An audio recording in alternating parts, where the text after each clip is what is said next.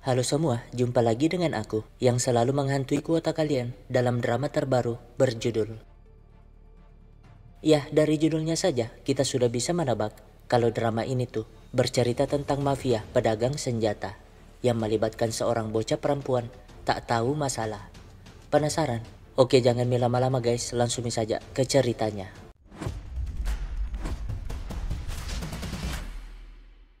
Nah, di sebuah desa, tiba-tiba diumumkan kalau ada latihan angkatan bersenjata, menghimbau warga di sana agar segera mengevakuasi diri, di mana sekelompok orang bersenjata berjalan ke arah rumah kosong itu.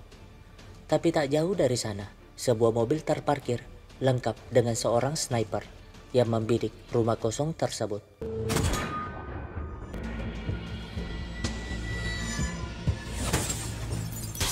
Ya, untung gadis bernama Jong Jian dapat menghindar ketakutan sambil memandangi pistol di tengah.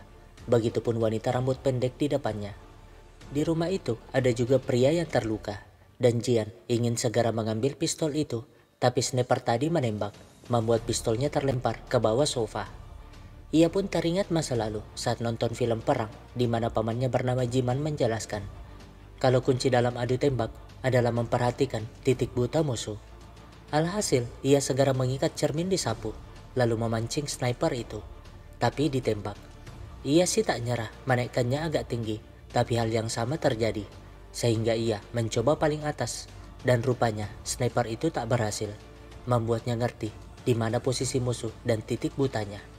Ia pun naik ke atas kulkas untuk melompat ke sebelah, biar dapat mengambil pistol tadi. Sialnya, si sniper pindah agak ke samping, sehingga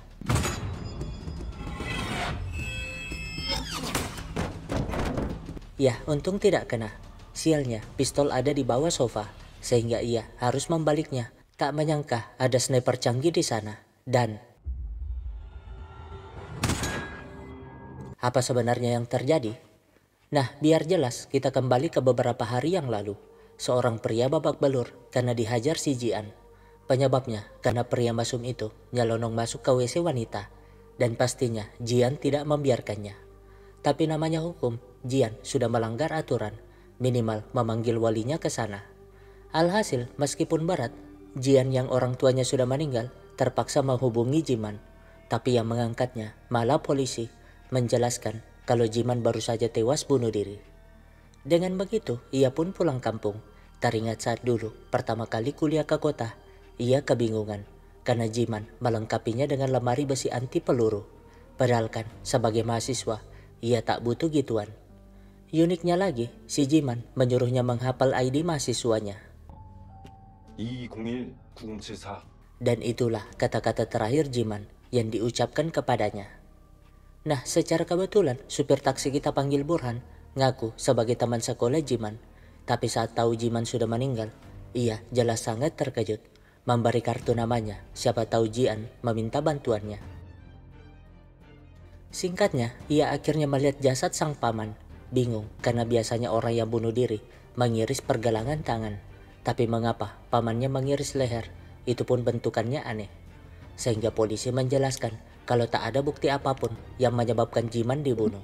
Sehingga mereka menarik kesimpulan begitu. Namun yang menarik, terdapat tato aneh di kaki pamannya. Nah, untuk menyiapkan pemakaman, ia pun balik ke rumah.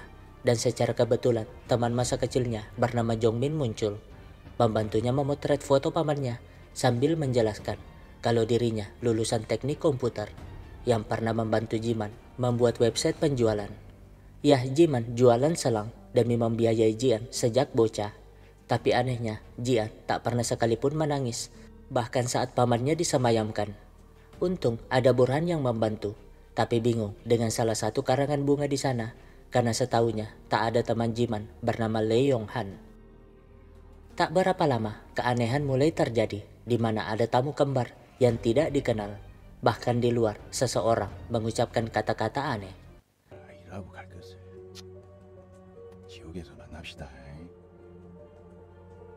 Sementara Jongmin yang membantu membersihkan darah di WC, tempat Jiman meninggal, tak sengaja melihat bekas darah di lemari, menemukan ponsel jadul di dalamnya.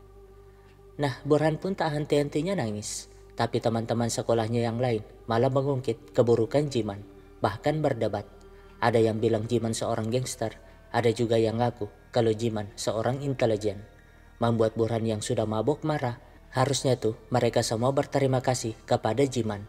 Mengingatkan kejadian dulu saat mereka semua kesulitan keuangan. Bahkan ayah Burhan sempat ingin bunuh diri sekeluarga. Tapi Jiman tiba-tiba muncul memberikan uang yang banyak. Mendengar itu, Jian hanya terdiam. Bingung karena selama 10 tahun tinggal bersama pamannya, ia tak pernah tahu cerita itu.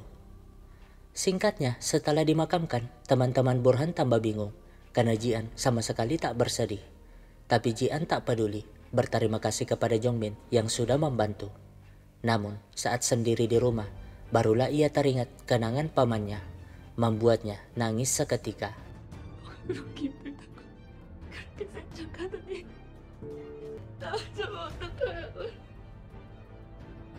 Ya, sejak tadi perasaannya campur aduk, sedih sekaligus bingung apa alasan pamannya bunuh diri. Tapi Jongmin tiba-tiba datang, jadinya Jian memintanya menemani sejenak, sampai perasaannya sedikit lega. Tak berapa lama, Jongmin pun menunjukkan ponsel tersebut, sehingga Jian segera memeriksanya. Bingung melihat pesan di mana pelanggan sudah transfer 70 juta won, tapi Jiman belum mengirim barangnya. Apalagi melihat saldo rekening pamannya, nilainya 18,7 miliar won. Ya, rasa-rasanya tak masuk akal. Pamannya hanya seorang penjual selang, tapi punya uang segede itu. Alhasil, mereka pun memeriksa website penjualan. Dan benar saja, Jongmin menemukan kejanggalan. Dan setelah menelusurinya, sampailah dia di sebuah website yang sama dengan tato di kaki Jiman. Menariknya, website itu berjualan senjata ilegal, yang artinya selama ini pamannya berjualan senjata, menjadikan penjualan selang sebagai kedoknya. Namun tiba-tiba, orang yang sudah transfer ngechat, sehingga Jian membalas kalau tokonya tuh sudah tutup dan akan mengembalikan uangnya. Tapi jelas dong mereka panik, apalagi bel tiba-tiba berdering, di mana gadis bernama Min Ye ngaku sebagai guru bahasa Tiongkok, padahal punya senjata. Tapi sebelum lanjut, kita kembali saat Jian berumur 7 tahun. Jiman baru pulang setelah 8 tahun menghilang, membuat ayah Jihan sekaligus kakak Jiman marah-marah. Apalagi Jiman tak mau menjelaskan dari mana dia selama ini. Singkatnya, sang ibu meninggal, membuat dua bersaudara ini berdebat. Karena Jiman meminta ibunya diotopsi, tapi kakaknya menolak, mengungkit kalau ibu mereka memang mengidap kanker, jadi wajar meninggal.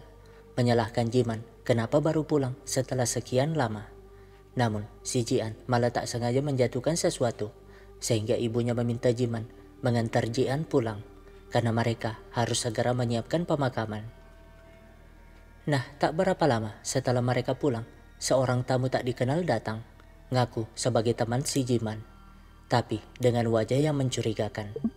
Sementara Jiman tiba-tiba dihubungi seseorang, segera pamit kepada Jian, memintanya tidak membuka pintu kepada siapapun. Tapi nanti temannya akan datang, jadi Jian harus memberi teka-teki biar dapat memastikan kalau yang datang itu adalah temannya. Nah, berjam-jam kemudian, seseorang benar-benar datang, sehingga Jian memberikan pertanyaan. Tapi orang itu malah membobol pintunya, membuat Jian sangat ketakutan. Tapi ya, beruntung teman si Jiman datang tepat waktu, menghabisi penjahat itu, lalu menunjukkan jawaban teka-tekinya, biar Jian tahu kalau dirinya adalah teman si Jiman. Setelah itu, Jian disuruh sembunyi dalam kamar, karena penjahat yang lain sudah datang. Nah, mendengar suara pertengkaran di luar, Jian malah penasaran, membuka pintu, terperangah melihat teman pamannya tadi dibunuh. Sialnya, penjahat itu, termasuk penjahat yang ada di pemakaman tadi, masuk ke sana, sehingga Jian terpaksa kabur lewat jendela. Beruntung ada tumpukan sampah di bawah, tapi saat berlari, ia malah ditabrak.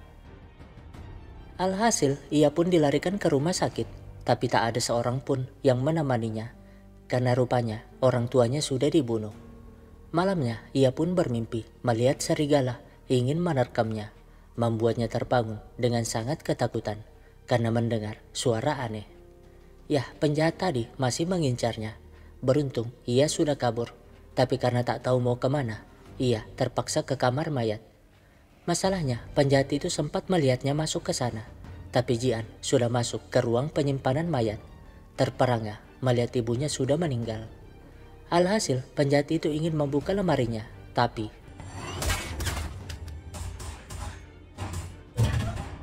ya, itu adalah Jiman, berhasil mengalahkan penjahat tadi, segera membawa Jian yang sudah tertidur. Nah, sebulan kemudian, mereka pindah ke desa lain, tepatnya di rumah itu. Dan sejak insiden tragis tersebut, Jian tak pernah bicara sepatah kata pun. Tapi demi menyembuhkannya, Jiman tak mau memanjakannya. Bahkan saat Jian terjatuh, ia malah berkata, 나는 너의 엄마 아빠가 아니야. 될 수도 없고 엄마 아빠가 너한테 해줬던 것들을 역시 해줄 수 없다는 뜻이기도 해. Padahal saat Jian tertidur, Jiman hampir menangis melihatnya. Bahkan menampar dirinya sendiri yang membiarkan anak sekecil itu terlibat dalam masalahnya. Nah, Jian yang tak bisa bicara malah jadi bahan olok-olokan teman sekolahnya. Dan disitulah Jongmin muncul membantu. Tapi karena teman-temannya masih meledek tentang orang tuanya yang sudah meninggal, Jian benar-benar marah, menghantam mereka pakai kursi. Alhasil, Jiman dipanggil ke sekolah, tapi sang paman malah berkata ke gurunya kalau biarlah Jian menyelesaikan masalahnya sendiri.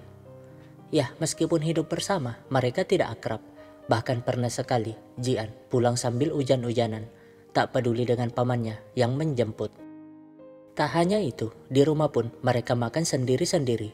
Tapi soal biaya, Jian selalu menempel tulisan di kulkas, sehingga Jiman menaruh uang di sana. Nah, suatu ketika, bocah yang dipukul itu balas dendam, mengurung Jian di gudang sekolah. Awalnya, Jian tenang aja, tapi tiba-tiba serigala itu lagi-lagi muncul, membuatnya sangat ketakutan, menggedor-gedor pintu, dan untuk pertama kali sebuah kata keluar dari mulutnya. Dan itu nama pamannya.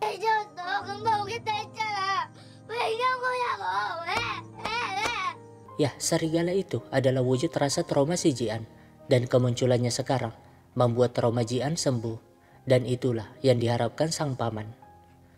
Alhasil, sejak saat itu mereka pun akrab kembali, layaknya ayah dan anak. Nah, kita lanjut ke sekarang. Jian menyuruh Minye datang lain waktu. Alasan pamannya tidak ada di sana. Tapi saat Minye pergi, pesan aneh lagi-lagi masuk. Tak berapa lama, Jongmin menemukan hal yang aneh. Menjelaskan kalau Murda Help ini sebuah organisasi mafia dan hanya dapat diakses oleh anggota yang lulus dan mendapatkan kode. Artinya, orang yang dapat membeli senjata di website tersebut hanyalah orang-orang yang terdaftar sebagai anggota. Itu pun tergantung kelas anggotanya, yang terbagi atas 4 kode. Yang pertama, kode merah alias pembunuh, yang dapat membeli senjata, bom maupun racun. Yang kedua, kode ungu alias mata-mata, yang dapat membeli alat penyadap maupun senjata sederhana. Lalu yang ketiga, kode kuning alias pembersih, yang dapat membeli bahan kimia guna melenyapkan jejak maupun barang bukti kejahatan. Dan yang menarik adalah yang terakhir, kode hijau alias operator, di mana aturannya semua anggota tak boleh menyerang kode hijau, dan jika ada yang melanggar, maka semua anggota wajib mempertaruhkan nyawa demi melindungi kode hijau. Yang anggotanya hanya ada 2 orang, yaitu 너희 삼촌 정진만 그리고 정지한. Jelas dong, Jian sangat terkejut mengapa namanya juga ada di sana. Namun tiba-tiba rumahnya bergetar. Dan setelah diperiksa, ternyata pagar mereka sudah hancur. Sialnya lagi, drone muncul menembak mereka. Tak hanya 1, tapi banyak. Untung tak ada yang kena. Namun tak berapa lama, drone itu melemparkan bom yang menghancurkan kaca rumah tersebut. Dengan begitu, drone itu bisa masuk, membuat mereka terpisah ke ruangan berbeda. Sialnya, Jongmin tak sempat menutup pintu dan hanya bisa sembunyi di lemari, sehingga drone yang mengejarnya menghancurkan lemari tersebut. Untung Jian masih sempat menembaknya pakai ketapel. Namun malamnya, sekelompok orang yang nantinya akan menyerang mereka sudah berkumpul, di mana si botak ini mengeluarkan sebuah chip dari lengannya dan membakarnya. Dan bersambung. Apa sebenarnya alasan Jiman dan Jian harus dibunuh? Tunggu Maki di episode selanjutnya. Nah, kita kembali ke masa saat Jian berumur 17 tahun.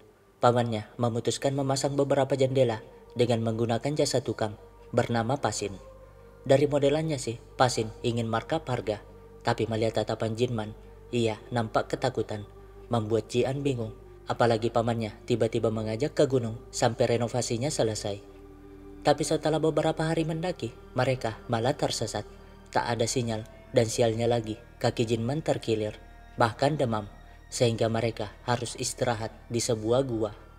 Masalahnya, Jinman menjelaskan kalau ia lagi demam, maka tak lama lagi ia akan terkena hipotermia. Jadi, Jian harus segera turun gunung mencari bantuan di pos pendakian terdekat.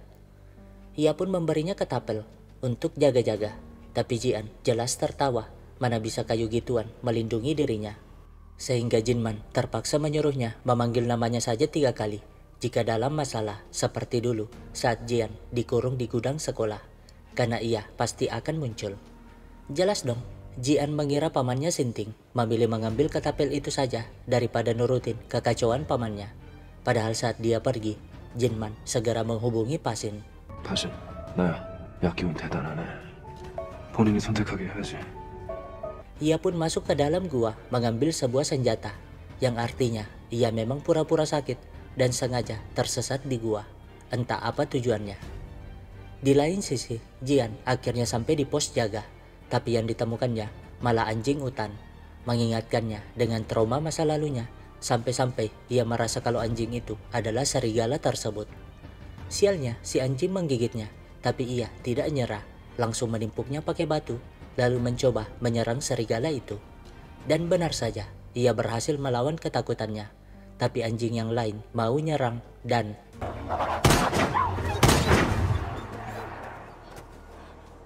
Ya, itu si paman tak jelasnya, sengaja membahayakan Jian, tapi dia jugalah yang menolong, entah apa tujuannya. Alhasil, Jian jutek sepanjang jalan, kalau tahu pamannya punya senapan, terus kenapa dirinya hanya diberi ketapel. Tapi Jinman hanya ngejawab santai kalau Jian tuh masih bocah dan belum pantas menggunakan senjata berbahaya seperti itu. Singkatnya, karena ditantang, Jian pun latihan menggunakan ketapel itu, hingga akhirnya mampu tepat sasaran, sehingga... Ya, itu paman tak jelasnya, mengajarkan Jian semua hal yang penting tentang senjata. Dengan begitu, Jian pun mulai mahir menggunakannya. Nah, kita kembali ke sekarang. Untuk melawan drone itu, mereka pun menggunakan pintu tersebut untuk berlindung, lalu menembaknya saat ada kesempatan. Sayangnya, ketapel itu tak mempan. Sementara di luar, Min Ye menyiapkan senjata, entah apa maksudnya. Sedangkan mereka bingung mengapa drone-nya berhenti menembak. Memeriksanya, namun... Jelas dong mereka panik, apalagi drone-nya siap menembak, tapi...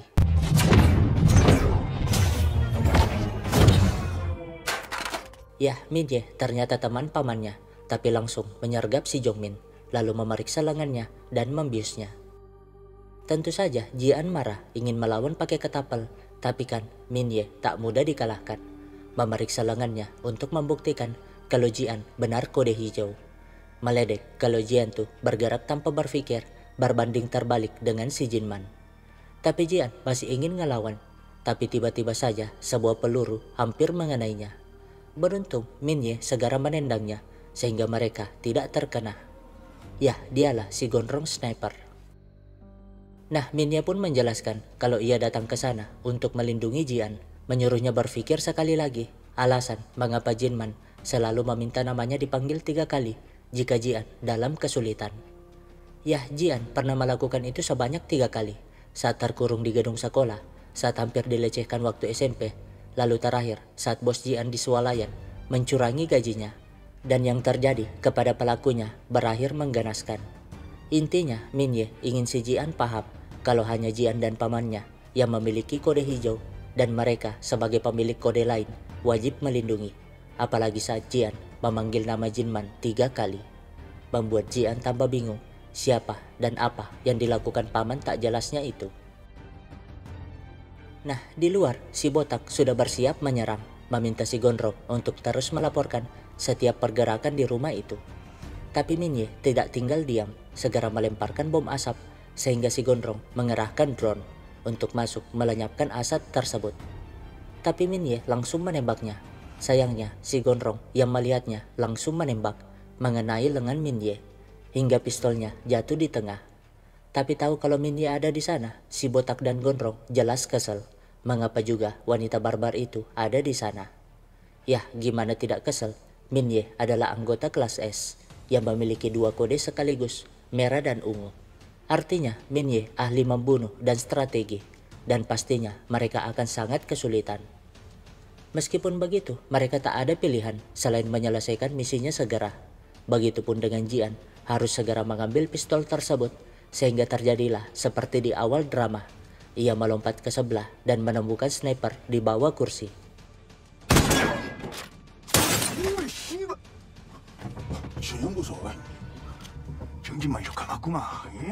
Sialnya itu tidak kena, membuat si Gondrong semakin emosi.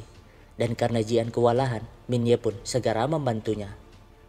Nah, merasa sudah aman, Jongmin pun ingin gabung, tapi ya, mereka ternyata sudah di luar, sehingga Minye yang menyadari itu menyuruh Jian segera masuk ke gudang kerja Jinman, karena di sanalah pintu masuk Mother Help itu. Alhasil, mereka pun segera ke sana menggunakan pintu itu sebagai perlindungan. Sialnya, si Gondrong menyadarinya, tapi itulah tujuan Minye, langsung menembak si Gondrong, tapi sayang pelurunya terpental ke supir si Gondrong, yang akhirnya tewas. Dengan begitu, mereka pun dapat masuk ke sana dengan aman. Begitupun Minye yang menyusul untuk melindungi mereka.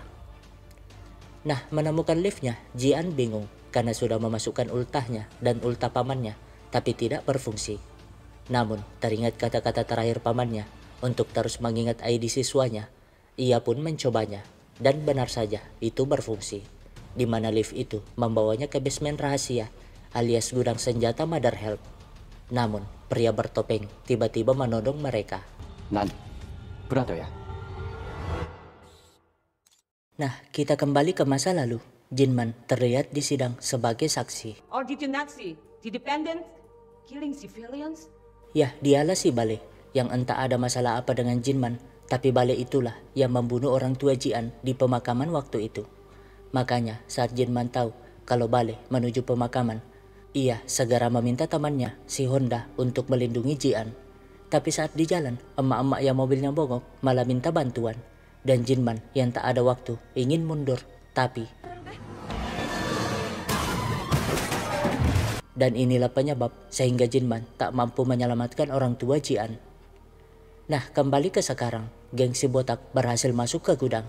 Tapi tenang aja, sebagai member kelas S, Minye tak mungkin kalah dengan mudah. Segera memadamkan lampu sambil mengawasi pergerakan musuh dan menembak satu persatu dari atas. Sayangnya si Botak menyadarinya, sehingga mereka semua menembak. Tapi kan itulah tujuan si Minye, diam-diam turun dari sana dan menyergap mereka satu persatu. Tapi saat mengalahkan salah satu musuh, Minye terpaksa mengarahkan senjata ke atas, membuat si Botak tersadar, menyuruh anggotanya menembak atap biar ruangannya terang. Tapi terlambat, Minye sudah tahu posisi mereka, membunuh semuanya hingga tersisa si Botak. Sayangnya si Botak yang unggul dalam kekuatan membuat Minye tak berkutik, hanya bisa menahan sambil mengiris tangan si Botak. Namun ia tetap tersenyum karena si Botak tidak sadar kalau pisau yang ia pegang mengandung racun, membuat wajah si Botak membiru hingga akhirnya terpaksa bertemu malaikat maut. Di lain sisi, Brother meminta Jian memborgol si Jongmin. Tapi jelas saja Jian hanya pura-pura, langsung menyerang si Brother hingga pingsan. Tapi saat melihat wajah si Brother hampir mirip dengan orang yang dikenalnya, ia pun teringat masa lalunya saat tak sengaja bertemu pria yang bermain di wahana gabut, membuat mereka akhirnya setuju menjalin kasih. Bahkan saat diantar pulang nih, si pria mulai cari-cari kesempatan. Tapi sialnya, Pasin yang kini jadi pegawai Jinman menyaksikan kejadian tadi. Jadinya si pria tak dilepas dengan mudah. Nah, besoknya teman sekolah Jian lagi-lagi meledek, mengira Jian miskin hingga harus kerja serabutan sepulang sekolah. Tapi berbeda dengan gadis ini yang nampaknya tak suka jika Jian diledek. Namun tak berapa lama, pria semalam pun datang dan melihat Jian. Dia malah mengajak temannya pindah tempat, seolah-olah menghindari Jian. Alhasil, sepulang kerja, Jian pun protes mengapa pamannya selalu saja membuat teman-temannya menghindarinya. Sehingga Jinman menjelaskan kalau teman Jian yang datang dulu telah mencuri jam tangannya. Begitupun guru privat Jian ditangkap karena pelecehan seksual. Jadi, sebagai wali, Jian harus percaya kalau apa yang dilakukannya semata-mata untuk melindunginya. Namun jelas saja Jian tak percaya, mengungkap alasan mengapa ia kerja selama ini, yaitu agar dapat pisah rumah dari paman tak jelasnya. Membuat Jinman terdiam sejenak, lalu menantang Jian. Kalau mampu memukul wajahnya, maka Jian dapat pindah dari sana. Jadinya Jian semangat mencobanya, tapi... Nah, sejak saat itu, Jian pun selalu cari-cari kesempatan buat menonjok wajah pamannya. Di mana saat latihan pakai forklift, dia dengan sengaja mundur, biar pamannya tuh tak bisa kemana-mana. Ingin menonjoknya, tapi kan pamannya mampu lompat dengan sangat mudah. Membuatnya sangat kesal, ingin mencoba sekali lagi, tapi si Pasin menahannya. Menjelaskan kalau Jian yang lambat kayak siput belum pantas menghadapi Jinman. Tapi karena masih ingin nyerang, Pasin terpaksa membuatnya pingsan atas persetujuan Jinman. Namun saat tersadar, Jian tentu kesal. Ada ya om-om yang tega menyiksa gadis muda sepertinya. Nah, Pasin yang seorang imigran dari Thailand punya warung di pinggiran desa.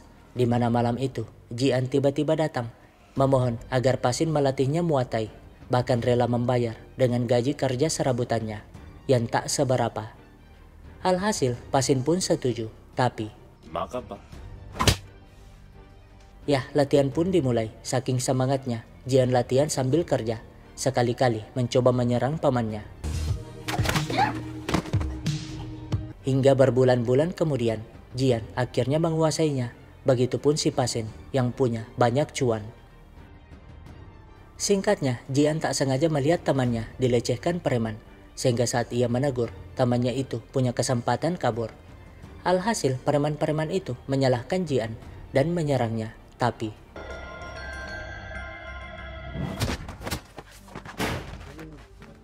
ya, Jian kini tak terkalahkan dengan tangan kosong. Tapi karena yang satunya pakai pisau, ia mulai takut. Beruntung pamannya muncul mencegat meskipun tangannya harus berdarah. Dan tiba-tiba saja polisi datang bersama temannya tadi yang ngelapor. Dengan begitu mereka pun pulang dengan selamat. Tapi saat Jian ingin latihan lagi, ternyata Pasin sudah menghilang, membawa kabur uang pelanggannya. Tak lupa menitipkan pesan kepada Jian. Jian, you are no more company. Nah, kita kembali ke sekarang. Jian sangat terkejut melihat ruangan itu penuh monitor CCTV yang mengawasi setiap sudut rumah, desa, bahkan sekolahnya. Jelas dong, ia marah kepada si brother, menyuruhnya menjelaskan semuanya. Tapi saat Jongmin menyalakan lampunya, si brother sangat kesakitan karena dia ternyata mengidap Xeroderma pigmentosum, seseorang yang sensitif ekstrim terhadap sinar UV seperti lampu. Jadi dulu, entah gimana ceritanya, ia datang ke rumah tersebut, tapi belum sempat bercerita, si Jongmin langsung menyumpalnya, meminta Jian tidak percaya kepada orang aneh itu. Lagian, ia akan mencoba mencari informasi di komputer tersebut. Takjub melihat tempat itu dipenuhi server yang sangat canggih. Sialnya, si brother malah berhasil melepaskan diri. Jadinya, Jian mengejarnya, begitupun Jongmin mengambil pistol itu dan mencarinya. Namun, si brother muncul di belakang Jian. Beruntung, Jian mampu mengelak, mengejarnya ke kolong, tapi... ya, itulah tujuan si brother, mengurung Jian di sana, biar dapat memadamkan lampu dan membereskan si Jongmin, yang akhirnya diborgol di sana. Jian yang melihat kejadiannya dari monitor yang ada di ruangan aneh tersebut kebingungan, apalagi si brother mengarahkannya untuk membuka laci di sana, yang berisi dokumen penyerahan ahli waris Murder Help dari Jinman kepada Jian. Artinya, jika Jian setuju menerimanya, maka Jian akan menjadi bos Murder Help. Dan seluruh anggota, termasuk si brother, bersiap menerima perintah apa saja, bahkan mempertaruhkan nyawa. Jelas dong, Jian setuju menyuruh brother melepaskannya dari sana. Tapi saat naik nih, Jian langsung merebut pistol si brother dan mengancamnya agar si Jongmin dilepaskan. Membuat brother tambah gugup karena ia tak mau melepaskan Jongmin. Tapi daripada ditembak, ia terpaksa melakukannya. Lalu jelas dong, Jian mulai tak percaya kepada Jongmin, memintanya tidak melakukan itu, dan si brother segera menarik ikatan lehernya, membuat Jongmin tak berdaya. Si brother bahkan menjelaskan kalau Jongmin lah penyebab Jinman tewas, meminta Jian membuka file rekaman di komputer itu. Tapi si Jongmin yang tambah panik melarang Jian jangan sampai file itu adalah jebakan, membuat Jian pusing mau percaya kepada siapa. Apalagi Jongmin ngaku kalau dirinya lah yang memanggil Jinman saat Jian terkurung di gudang sekolah waktu itu. Jian pun teringat saat dulu ia menemukan kucing dan ingin memeliharanya. Tapi Jinman berkata kalau itu terserah Jian karena setiap pilihan ada tanggung jawabnya. Jadi jika kucing itu meninggal nanti, Jian juga harus bertanggung jawab atas kesedihannya. Alhasil melihat Minye terluka, ia pun menyuruh si brother untuk membawakan obat dan peluru kepada Minye. Membuat si brother terpaksa melakukannya, tapi sebelum pergi ia menaruh kacamata khusus buat Jian sambil berkata kalau apapun yang terjadi, Jian tak boleh keluar selangkah pun dari sana. Nah, saat keluar, brother pun menunjukkan wajahnya, membuat Minye lega karena telah lama tidak melihat brother yang kini sudah gede. Sementara Jongmin langsung memeluk Jian, berterima kasih karena percaya kepadanya. Tapi 그거 알아? 어렸을 때 너 학교 창고에 가진 거 그것도 나야. jelas dong Jian panik, tapi terlambat. Jongmin menusuk lehernya dengan bius, membuat Jian tidak berdaya melihat kacamata itu, dan teringat saat kucingnya meninggal. Jinman membiarkannya menangis karena memang Jian harus bertanggung jawab atas pilihannya. Masalahnya, si Gondrong telah menyiapkan alat lebih canggih dari drone itu dan bersambung. Siapa Jongmin sebenarnya? Lalu bagaimana nasib Jian? Tunggu Maki di episode selanjutnya.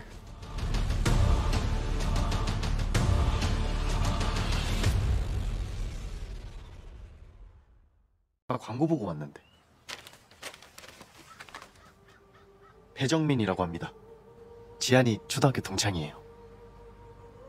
Ya, sejak awal Jongmin terkutuk ini adalah mata-mata, mulai mengutak-atik server Murder Help, tapi tiba-tiba orang di balik layar menghubunginya, menyuruhnya membunuh Jian. Tapi si Jongmin masih ingin senang-senang, menceritakan bagaimana ia menyuruh bocah-bocah itu mengurung Jian dulu, hanya karena penasaran apakah Jian benar-benar bisu atau tidak. Membuat Jian semakin emosi, apalagi Jongmin mengungkap alasan bagaimana ia menjadi seperti sekarang. 바벨론이라는 곳이 있어. Jadi setelah dipulangkan dari wajib militer, ia mulai tertarik dengan senjata. Dan sebagai lulusan informatika, ia sempat meretas beberapa informasi terkait Murder Help, mengajak teman kosannya untuk meretas website tersebut. Kali aja dapat cuan yang banyak. Tapi temannya tak tertarik, toh mereka hanyalah hacker ecek-ecek yang kalau ngurusin gituan bisa saja berakhir di penjara. Namun saat balik ke kosan, sosok misterius sudah menunggunya. Ya, merekalah dalang dibalik semua ini, yang disebut dengan komplotan Babylon, mengadu Jongmin dan satunya siapa yang paling jago meretas. Tak berapa lama Jongmin menang, sehingga temannya pun dibunuh. Tapi bukannya sedih, Jongmin malah menyuruh mereka membereskan mayatnya. Ya, sejak saat itu Jongmin merasa bahwa dirinya berbeda dengan orang biasa. Apalagi Babylon menunjukkan foto Jinman dan Jian, menyuruhnya menjadi mata-mata. Alhasil datanglah dia ke rumah Jinman melamar kerja seperti di awal video tadi. Dan di sana ia pura-pura terlihat lemah, padahal selalu curi-curi kesempatan buat mencari rahasia di sana, menggunakan pulpen kamera untuk merekam setiap sudut ruangan. Tapi karena tidak menemukan sesuatu dan waktunya sisa sehari, apalagi Jinman sudah ada di sana, ia pun pura-pura kebelet agar bisa mencari sesuatu di dalam rumah. Tapi ya, itu pengeras suara di mana Jinman bisa melihatnya, membuatnya panik. Tapi Jinman justru tak curiga dan malah memintanya memperbaiki komputer yang rusak. Jelas dong, ia dengan senang mengerjakannya. sambil bertanya kabar Jian membuat Jinman bingung karena setahunya Jian tidak pernah dekat dengan siapapun tanpa sepengetahuannya. Nah, saat Jinman pergi, Jongmin memulai aksinya dengan memasang phishing di komputer tersebut. Tak sadar kalau si brother memperhatikannya dari CCTV tersembunyi. Anehnya, brother tidak berbuat apa-apa dan Jongmin yang merasa itu sangat mudah dengan santainya meretas komputer Jinman yang login di Murda Help. Alhasil, Jongmin mampu login juga di sana menggunakan kode akses Jinman. Tapi tak berapa lama, si botak datang ingin membunuhnya. Tapi Jongmin bukanlah orang yang bodoh. 나다, 이용아. 제법 배짱 있네. Yah, Jongmin sudah mengakali kalau orang-orang Babylon tidak akan mampu mengakses Murda Help tanpa dirinya. Dan yang terpenting, Jongmin punya rencana brilian untuk melancarkan tujuan Babylon. Sehingga terjadilah seperti sekarang, di mana Jongmin membuka rekaman yang dimaksud si brother tadi saat dirinya digantung si Jinman. Tapi Jinman malah melepaskannya dan masuk ke WC. Anehnya, rekaman tersebut rusak, membuat Jongmin kesal. Ternyata si brother itu menipunya. Nah, karena merasa sudah menang, Jongmin pun menunjukkan rekaman dari pulpennya terkait apa yang terjadi saat itu. Yah, Jinman yang tahu kalau Jongmin mata-mata dari Babylon menggantungnya. Tapi Jongmin ngaku kalau Jian disekap pihak Babylon, menunjukkan rekaman suara Jian yang minta tolong. Berjanji akan melepaskan Jian jika Jinman melepaskannya sekarang. Jinman pun menghubungi Pasin untuk melakukan sesuatu. Setelah itu, ia mengancam si kampret ini agar Babylon menepati janjinya. Jelas dong, Jongmin senang segera ke WC untuk membunuh Jinman. Tapi Jinman malah sudah mengakhiri hidupnya, membuat si kampret tertawa puas karena berhasil menipu Jinman dengan rekaman suara palsu tersebut. Yah, ia dengan tampang minta dihajarnya menunjukkan kepada Jian bagaimana cara memanipulasi suaranya menjadi suara Jian. Tak menyangka kalau Jinman benar-benar bodoh percaya dengan tipuan itu. Jadinya Jian semakin emosi, tapi tiba-tiba tertawa meledek si Jongmin yang hanyalah seorang pesuruh yang meskipun berhasil membunuhnya nanti, Murda Help maupun Babylon pasti akan membunuh Jongmin juga yang tak ada apa-apanya ini. Jelas dong si kampret marah ingin menembaknya, tapi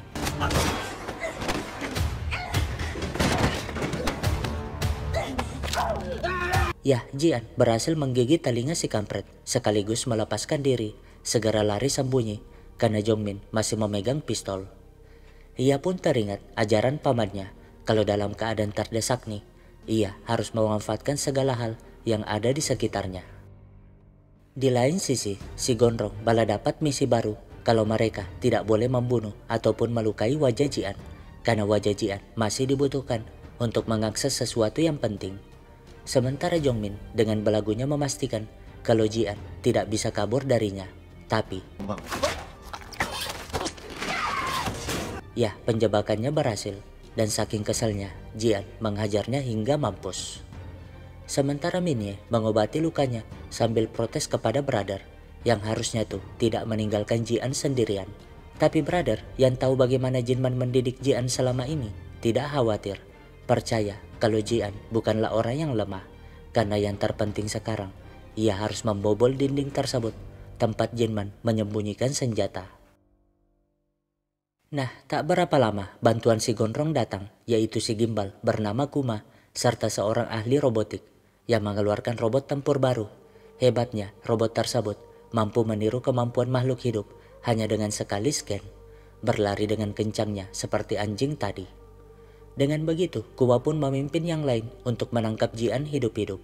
Tapi si brother yang sudah tahu bagaimana Jinman mengakali rumah tersebut segera mengaktifkan sistem pertahanan, di mana pintu anti peluru perlahan-lahan menutupi pintu dan jendela rumah. Sayangnya, si Gondrong menyadarinya, menyuruh Kuma segera bergegas. Sialnya lagi, robot aneh itu sudah sampai, membuat Minye kewalahan menembaknya, apalagi si Kuma sudah menyerang. Alhasil, ia segera mundur, di mana pintu lorongnya menutup, dan masalahnya si robot masih sempat menahan pintu, sehingga Kuma dan yang lain dapat masuk ke sana. Di lain sisi, Jian masih pusing atas semuanya, tapi tertulis dalam berkas warisan tersebut kalau ternyata pamannya memberi dua pilihan. Yang pertama, Jian dapat kabur dari situasi tersebut dengan menggunakan pintu belakang, di mana sudah tersedia identitas baru buat Jian, serta uang yang sangat cukup agar Jian memulai hidup baru, lengkap dengan nomor telepon orang-orang yang akan membantu Jian nantinya. Pilihan kedua, Jian dapat mempertahankan Murdahelm bersama orang-orang yang melindunginya, dan kalau memilih itu, Jian harus membaca semua panduannya. 이런 소용돌이 속에 너를 빠뜨리게 한 내가 미안하지만 어디까지나 선택은 너의 몫이다. Nah, kembali ke dalam rumah di mana robot itu mengebor pintunya, tapi Minye dan Brother sudah tahu maksudnya, segera memakai masker, sehingga saat si robot menyemprotkan gas beracun, mereka dapat bertahan, dan di saat yang tepat, Brother membuka pintunya, membuat si robot itu terjepit dan rusak. Minye pun membuang flashbang, lalu dengan cepatnya ia menghabisi orang-orang itu. Tapi saat menghadapi Kuma, ia malah tertembak. Tapi Jian memilih bertahan, segera menarik Minye masuk, lalu melempar Kuma dengan bom. Membuat si gondrong bingung dengan apa yang terjadi. Sementara mereka berhasil kabur ke dalam, ingin mengobati Minye. Tapi si Kuma ternyata masih hidup, menembak Minye dan menyeret Jian. Bahkan si Brother pun dikalahkan dengan mudah. Jian sih berusaha melawan, tapi kan si Kuma sangatlah kuat. Dan saking keselnya, Kuma ingin melukai wajah Jian, tak peduli dengan perintah atasan. Tapi si Pasin yang entah muncul dari mana akhirnya nongol, meminta Jian bersiap karena si Bale, orang yang membunuh orang tua Jian dulu, akan segera datang. 아무래도 니들이 가야겠다. Saat menghilang, Jinman ternyata kapten tentara bayaran yang memimpin Honda, Pasin, Bale, dan si gondrong sniper. Di mana kali ini mereka mendapat misi menyelamatkan pengusaha korsel di perbatasan. Masalahnya, mereka dalam posisi terkepung dan Honda meminta untuk keluar dari mobil segera karena jika terkena RPG sekali lagi, mobil mereka pasti akan hancur. Apalagi si gondrong sniper tidak dapat dihubungi. Namun Jinman menyuruhnya bertahan sebentar. Toh menyelamatkan pengusaha itu lebih penting dari nyawa mereka. Dan jika si gondrong tidak dapat dihubungi, mereka bisa ke mobil si Bale. Tapi nah, di atap gedung yang tak jauh dari sana, si gondrong sniper yang saat itu belum gondrong tidak dapat dihubungi karena sibuk melawan musuh, bahkan nyawanya terancam. Beruntung juniornya muncul membantu, membuatnya sangat lega. Tapi 4 tentara musuh tiba-tiba muncul. Jelas dong mereka bingung. Tapi si Bale meninggalkan posisinya karena naik ke sana. Alhasil si gondrong pun dapat membantu Jinman dengan menembak puluhan musuh di sana, membuat Jinman sangat lega. Nah, mereka pun ingin pulang, tapi karena tim Bale dan si gondrong tak datang-datang, Jinman dan Pasin pun segera menyusul. Nah, si gondrong dan juniornya ternyata menunggu si Bale yang entah pergi kemana. Dan karena khawatir terjadi sesuatu kepada Bale, sang junior pun masuk ke dalam gedung. Tapi betapa terkejutnya dia saat melihat warga sipil banyak yang tewas tertembak. Itu kerjaan si Bale. Bahkan saat warga sipil ini memohon, dia tetap menembaknya. Mendengar suara pistol tersebut, Jinman dan Pasin segera masuk. Sementara si junior dengan ketakutannya protes mengapa Bale melakukan itu. Tapi si gondrong ternyata tahu apa yang dilakukan si Bale. Tapi karena si junior mengetahuinya, ia pun membunuhnya. Jelas dong Jinman segera ke sumber suara, bingung dengan apa yang terjadi. Tapi Bale dan si gondrong malah menuduh tentara musuh yang membunuh si junior dan warga sipil itu. Sialnya seorang bocah tiba-tiba muncul dengan sebuah senjata. Lalu 잠깐만. 목격자는 없어야지. karena itu Bale pun disidang di negara tersebut, di mana si gondrong yang menjadi saksi menjelaskan bahwa mereka hanya membunuh pemberontak karena pemberontak itu menembak warga sipil. Tapi jaksa yang tak percaya memanggil Jinman sebagai saksi berikutnya. Namun sebelumnya Jinman berdebat dengan si gondrong karena menurut Jinman nih, apa yang dilakukan si Bale salah. Toh jelas-jelas mereka tahu kalau waktu itu senjata bocah tersebut tak punya tempat peluru. Tapi mengapa Bale tetap menembaknya? Bahkan mengucapkan kata-kata aneh itu, seolah-olah menyembunyikan fakta.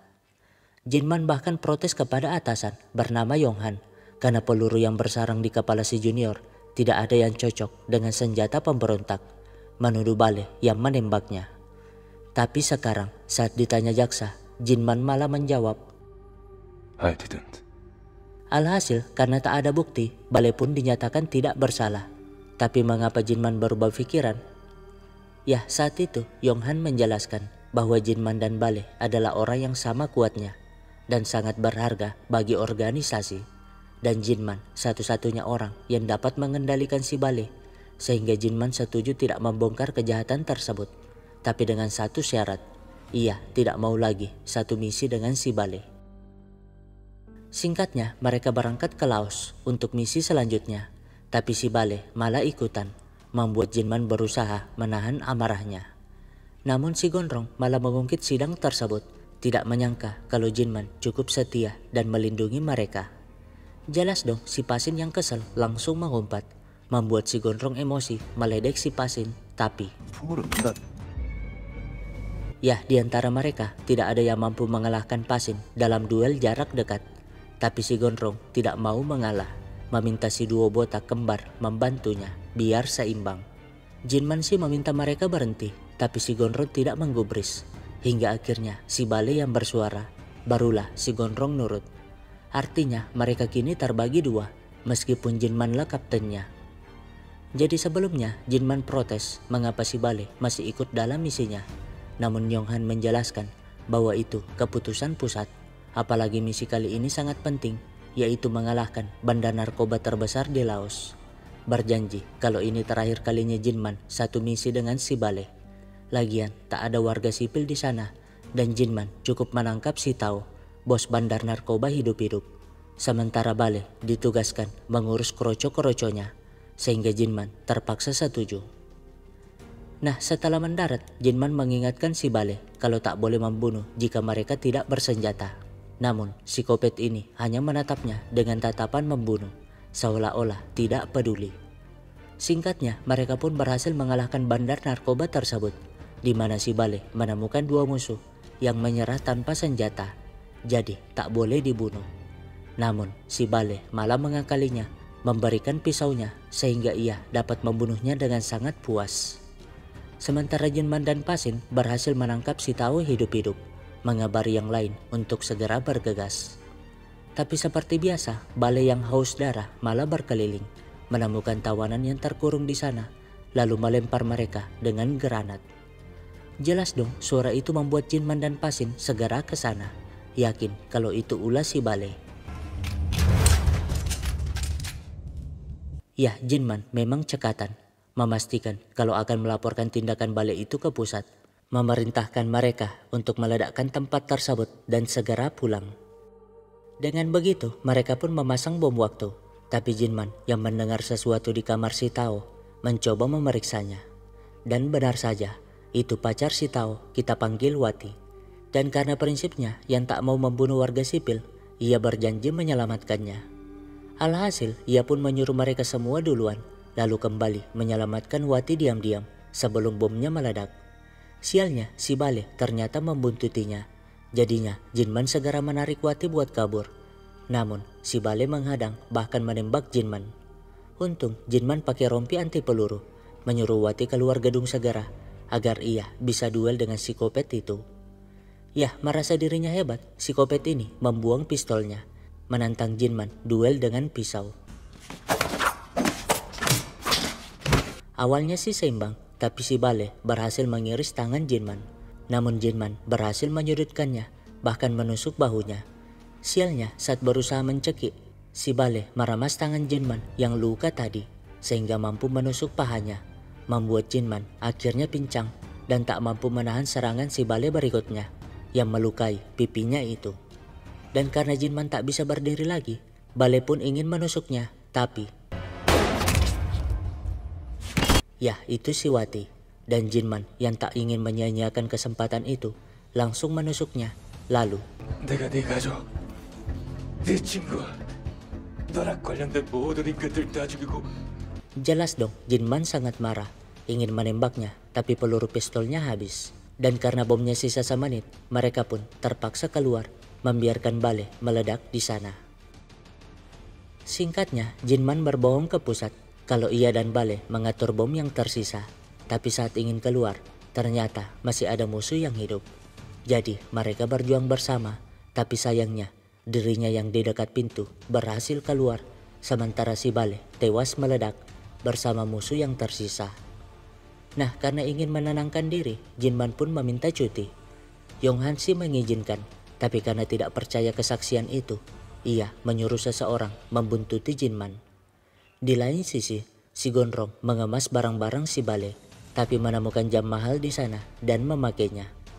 Ya, sebagai bentuk penghormatan terakhir, mereka membakar semua barang si Bale. Nah, di jalan pulang, Jinman tentu sadar kalau sedang diawasi, tapi seseorang dengan sengaja lewat di depannya, diam-diam menjatuhkan kunci. Singkatnya, Jinman pun kembali ke rumah, memeluk sang ibu, dan itulah pertama kalinya ia bertemu dengan Jian. 너는 이름이 뭐야? 지안, 정지안. Tapi saat si Gondrong sibuk latihan menembak, tiba-tiba seseorang muncul, membuat si Gondrong sangat terkejut. Karena itu adalah si Bale yang masih hidup dan bersambung. Bagaimana cara si Bale selamat dari ledakan itu? Tunggu bagi episode selanjutnya.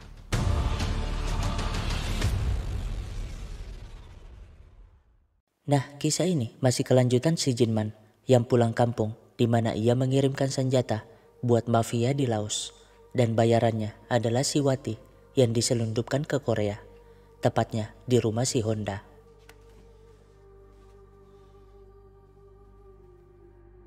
Singkatnya, ibu Jinman kini sakit-sakitan, tapi sang ibu menyuruhnya pulang karena tahu kakak Jinman akan segera datang.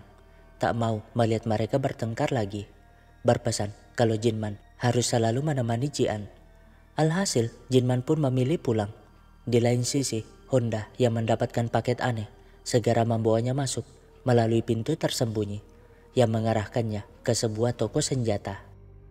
Ya, Honda lah pemilik awal toko senjata tersebut, berkedok sebuah bengkel. Dan Wati yang kini berganti nama menjadi Minye jadi karyawannya. Meskipun bahasa Koreanya masih ancur, tapi itu tak penting karena Honda adalah seorang tunarungu, di mana isi paket tadi ternyata sebuah pistol yang ingin dirakit. Tapi tiba-tiba Honda melihat sesuatu yang aneh di luar, sehingga ia segera memeriksanya. Namun pintunya sudah terbuka dan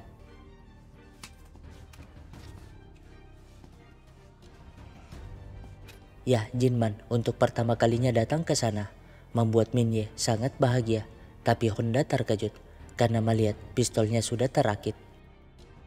Nah, setelah Minye tidur, mereka pun membahas mayat si Bale yang tidak ditemukan. Tapi Honda yakin kalau si Bale sudah tewas tanpa sisa, karena tak ada satupun orang yang bisa selamat dari ledakan sedahsyat itu. Jadi daripada Jinman gelisah, Honda mengajaknya jual senjata online biar dapat cuan banyak. Toh mereka sudah bukan anggota Babylon lagi. Jelas dong, Jinman hanya tersenyum. Gimana mungkin Honda mau jualan online kalau komputer aja tidak paham. Namun Honda malah tertawa, menjelaskan kalau adiknya tuh adalah jenius komputer. Intinya situs yang akan mereka buat sangatlah canggih dan hanya dapat diakses oleh pembeli yang terpercaya. Tapi ngomong-ngomong soal senjata, Honda penasaran dengan Minye yang bisa merakit pistol tadi, padahal ia tidak pernah mengajarkannya. Tanda kalau Minye sangatlah berbakat. Namun petaka mulai datang. Si Bale tiba-tiba muncul di hadapan ibu Jinman. Jadi sebelumnya kemunculan si Bale membuat orang-orang Babylon percaya kalau Jinman berkhianat, sehingga setuju untuk membunuh Jinman.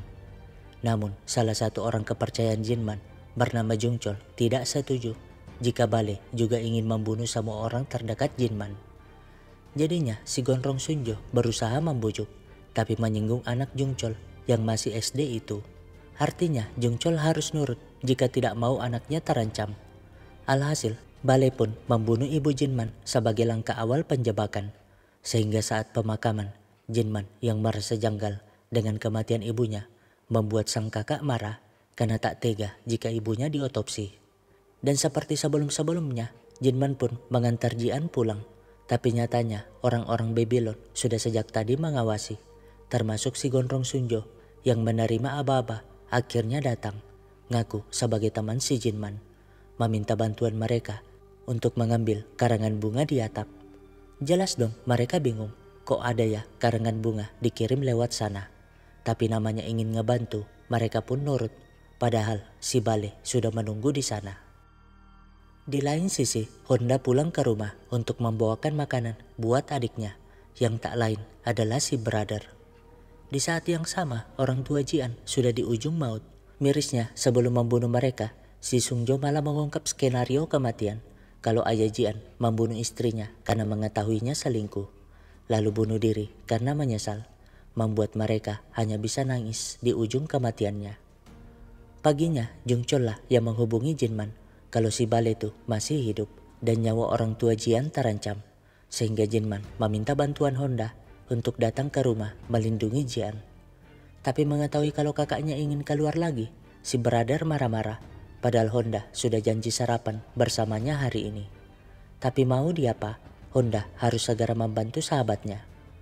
Ya, seperti sebelumnya, Jinman segera ke pemakaman untuk menyelamatkan kakaknya, sedangkan Honda segera melindungi Jian, memintanya sembunyi di kamar karena tahu kalau si ikat kepala ini sudah datang. Ya, ia langsung menyergapnya. Sayangnya perutnya tertembak sehingga ia berusaha mundur. Tapi masalahnya si Gondrong yang mendengar suara tembakan tadi segera datang. Awalnya Honda masih bisa mengimbanginya, tapi luka di perutnya membuatnya kewalahan. Di lain sisi, Jinman yang tertahan emak-emak itu akhirnya ditabrak truk, sedangkan si Gondrong menebas tangan si Honda tepat saat Jian melihatnya. Ya, itulah mengapa Jian shock berat. Sedangkan Jinman dikepung puluhan musuh dari truk tersebut yang ternyata dipimpin si Jung Chol. Artinya, telepon Jung Chol tadi pagi adalah sebuah jebakan. Masalahnya, emak-emak itu ternyata musuh juga. Untungnya sih, mobil Jinman anti peluru sehingga ia dapat bersiap di dalam. Lalu ya, serangan dadakan itu berhasil menewaskan semua musuh, tersisa emak-emak tadi dan si Jung Chol. Sehingga Jinman tak pikir panjang, langsung maju menyerang karena tahu kemampuan Jung Chol jauh di bawahnya. Alhasil Jung Chol hanya bisa minta maaf karena anaknya juga diancam. Sialnya emak itu muncul menembak. Untung Jinman masih sempat memakai Jung Chol sebagai tameng. Tapi karena perutnya juga kena tembak, ia terpaksa mundur. Di saat yang sama, Jian yang kabur malah tertabrak dan masuk ke rumah sakit. Di lain sisi, Bale ternyata mengutus anggotanya juga ke markas si Honda untuk membunuh Minye. Beruntung Minye melihatnya dari CCTV, sehingga ia segera sembunyi. Tapi mendengar percakapan mereka kalau Honda sudah tewas, ia tak ada pilihan selain melakukan penjebakan. Ya, itu air keras, di mana Minye langsung menembak mereka yang lengah. Setelah itu, ia mengemas barangnya dan dengan sedihnya menekan tombol darurat yang secara otomatis membakar tempat tersebut hingga tak tersisa. Di tempat berbeda, Pasin yang juga sudah berhenti dari Babylon sangat terkejut saat melihat pintu rumahnya terbuka. Ya, itu si Jinman, sehingga Pasin segera mengobati luka tembakannya. Nah, setelah agak mendingan, Jinman pun meminta bantuan Pasin. Sayangnya, Pasin sudah tidak mau terlibat dengan Babylon itu. Pokoknya, ia hanya ingin hidup damai aja di Korea. Lagian, ia bingung mengapa Jinman sangat ingin membunuh si Bale. Jinman pun menjelaskan kalau dirinya tuh sangat menyesal telah berbohong di pengadilan. Harusnya ia membiarkan psikopat itu ditangkap, sehingga wanita dalam tahanan waktu itu tidak diledakkan. Karena itu, Jinman pun hanya meminta pistol dan pamit dari sana. Sementara Bale sangat marah kepada si ikat kepala yang bisa-bisanya melepaskan Jian dan Minye yang menembaknya dulu. Tapi ya, si Yonghan yang tahu itu tidak melarang, tapi malah setuju karena merasa kalau Jinman akan menjadi ancaman buat mereka. Alhasil rencana pun dilanjutkan dengan Jian sebagai incaran. Beruntung Jinman sampai di waktu yang tepat, membunuh musuh yang mengawasi CCTV, dan dari sana Jinman dapat melihat apa yang dilakukan si ikat kepala. Segera masuk dan membunuhnya, lalu membawa Jian pergi dari sana. Tapi saat di luar, si Bale ternyata sejak tadi menunggu. Beruntung pelayat di ruang sebelah lewat, sehingga Jinman bisa pergi tanpa bertarung. Singkatnya, Yonghan yang pulang ke rumah sangat terkejut karena cucunya berkata, "Yah, Jinman ternyata sudah sejak tadi di sana," menunjukkan pistolnya yang masih berisi peluru sambil menjelaskan kalau ia bisa saja membunuh semua keluarga Yonghan tadi, termasuk Yonghan. Hanya saja ia tak mau begitu. Lagian dengan kematian ibu, ipar, kakak, serta sahabatnya, bukankah itu sudah cukup bagi Babylon untuk menghukumnya? Jadi ia ingin berdamai, berjanji tak akan pernah muncul lagi. Jadinya Yonghan setuju, langsung menghubungi Bale. Tapi psikopat ini hanya tertawa, tanda kalau ia ngerti apa yang difikirkan si Jinman. Singkatnya, setelah semuanya damai, Jinman pun mengajak Pasin kerjasama, melanjutkan bisnis senjata Honda, sehingga terciptalah Murder Help. Tak lupa mengajak si brother yang telah ditinggal sang kakak. Jinman juga menyuruh Pasin menjemput Minye sekaligus melatihnya. Bersamaan dengan pindahnya dia ke tempat tersebut, mempersiapkan semuanya, termasuk melatih Jian, meskipun tetap merahasiakan hal tersebut. Karena ia yakin kalau si Bale pasti akan muncul.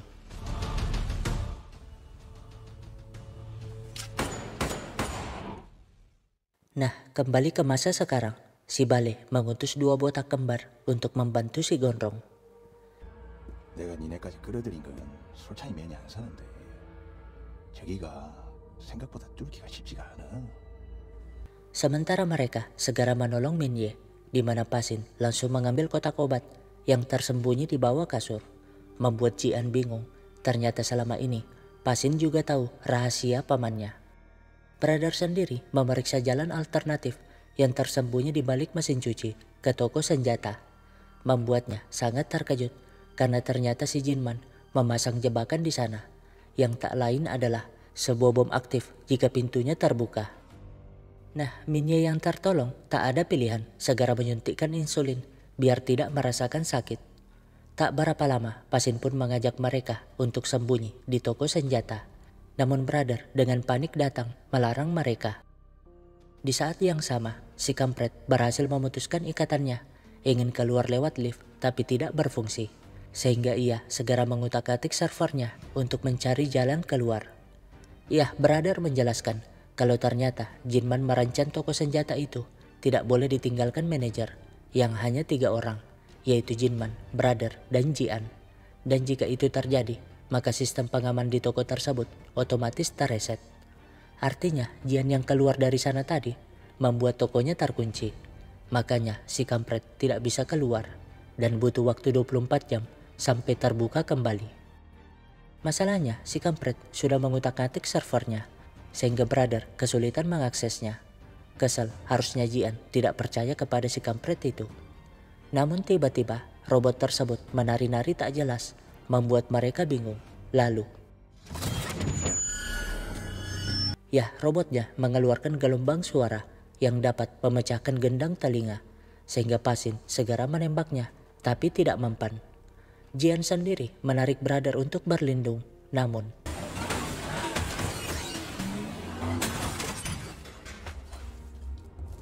itu si botak kembar dan si gondrong, membuat posisi mereka terpisah. Jadinya Jian menaruh brother di dalam, lalu berlari mengambil pisau di tempat Kuma dibunuh tadi. Sementara Minye yang ingin menyerang malah ditembak. Untungnya bukan di area vital, tapi itu membuat Pasin sangat marah. Lagian inilah saatnya mereka melanjutkan pertarungan yang dulu tidak terjadi. Si Gondrong sendiri menganggap remeh Jian dengan santainya menyuruh Jian keluar. Tapi benar sih, Jian yang ingin menusuknya secara tiba-tiba dapat ditahan dengan mudah. Beruntung si brother datang menahannya, menyuruh Jian segera kabur. Namun Jian malah sempat-sempatnya ketakutan melihat pertarungan Pasin yang sudah sangat kewalahan. Tak sadar kalau brother yang melindunginya akhirnya tertembak. Nah, melihat Jian, si botak jelas ingin menangkapnya. Tapi Minye menahannya. Jadinya Minye semakin babak belur. Untung Pasin yang masih bisa bangkit langsung menarik si botak pakai bingkai hingga tewas. Jadinya Jian yang sangat ketakutan hanya bisa nangis-nangis sambil kabur dari sana. Namun melihat saudaranya meninggal, si botak yang tersisa satu jelas murka. Tapi Pasin masih dapat menghindar. Nah, Jian memilih kabur ke gudang, tapi karena si Gondrong melihatnya, ia pun segera mengambil pistol lalu sembunyi. Sehingga saat si Gondrong masuk, tapi si Gondrong malah santai aja karena ia tahu kalau Jian belum pernah menembak manusia. Namun tiba-tiba terdengar suara sehingga mereka segera sembunyi lagi. Yah, itu si kampret yang berhasil menemukan jalan keluar alternatif. Kesal karena dialah yang paling berjasa dalam membunuh Jinman, tapi bisa-bisanya kalah dari Jian. Membuat si Gondrong bingung karena memang tak tahu kalau si kampret itu diutus si Yonghan. Melihat hal tersebut, Jian segera mencari celah untuk menghindar. Namun si Gondrong yang melihatnya tak mau buang-buang waktu lagi. Langsung menghadang si kampret yang malah ketakutan. Membuat si Gondrong kesal aja dan langsung membunuhnya. Jian sendiri berhasil turun ke bawah. Tapi karena si Gondrong juga masuk, ia lagi-lagi terpaksa sembunyi.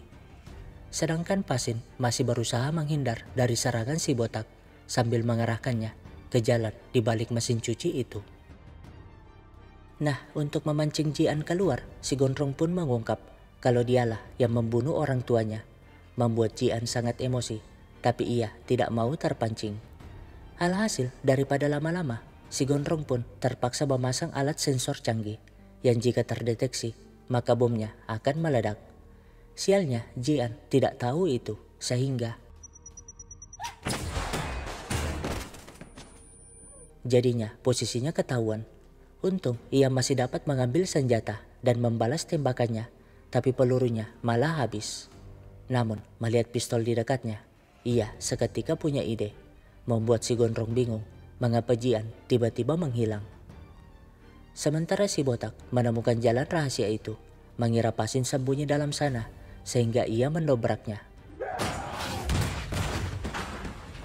Jian sendiri ternyata sembunyi di ruang tersembunyi itu, segera mengobati lukanya sambil nangis.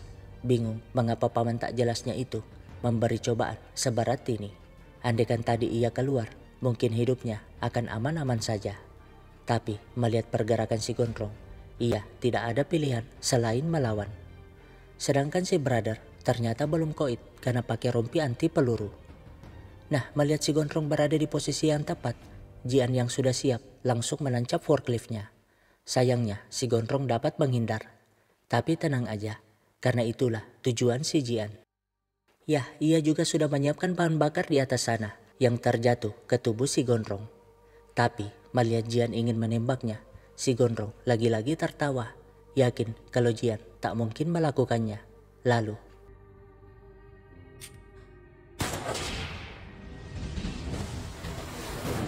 ya, seketika si Gondrong teriak kesakitan. Sialnya sistem pemadam malah berfungsi, membuat Jian tak ada pilihan, terpaksa menembak si Gondrong tepat di kepala. Membuatnya terdiam lemas, tak menyangka kalau dirinya kini jadi pembunuh juga. Singkatnya, Pasin membangunkan Minye yang sudah sangat pucat. Sedangkan brother menemui Jian, mengabarkan kalau mereka semua selamat. Dengan begitu, brother dapat mengaktifkan kembali sistem keamanan toko. Tapi ia sangat terkejut karena kode merah anggota mereka terlihat berdatangan. Di mana setelah memeriksanya, ternyata Babylon lah yang mengutusnya memberi hadiah 1 juta per kepala kepada kode merah itu jika berhasil membunuh mereka berempat. Jelas dong Jian bingung, tapi brother malah tambah bingung. Kan pemilik tokonya sekarang adalah Jian. Jadi terserah Jian mau gimana. Untungnya Jian tiba-tiba punya ide, segera mengambil kapak untuk menebas kelapa si Gondrong. Sementara Pasin dan Minye hanya dapat bersiap menghadapi musuh, meskipun mereka sudah sangat kelelahan. Ya, para kode merah itu pun akhirnya masuk ke gudang. Namun si brother malah muncul dengan sebuah bom yang akan meledak jika ditembak. Lalu, 반갑습니다, 고객 여러분.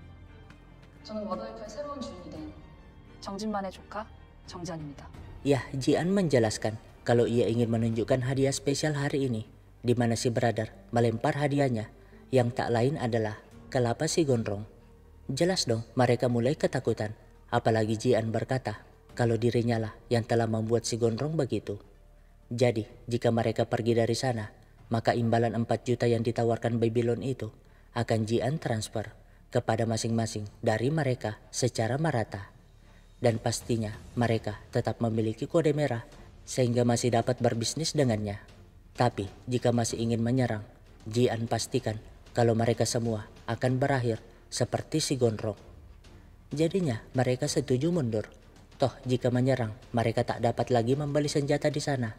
Dan yang diuntungkan hanyalah Babylon, mengakui kalau Jian sangatlah hebat. Dengan begitu mereka pun selamat. Sementara Pasin yang lega kembali ke kamar. Tapi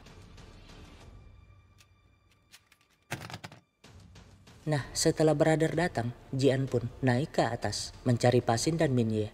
Tapi mereka menghilang tanpa jejak. Jelas saja itu membuatnya sangat bingung. Hanya bisa nangis teriak-teriak, tak tahu apa yang harus dilakukannya. Sialnya sebuah bus datang dan Jian yang sudah depresi langsung menghadang bus itu.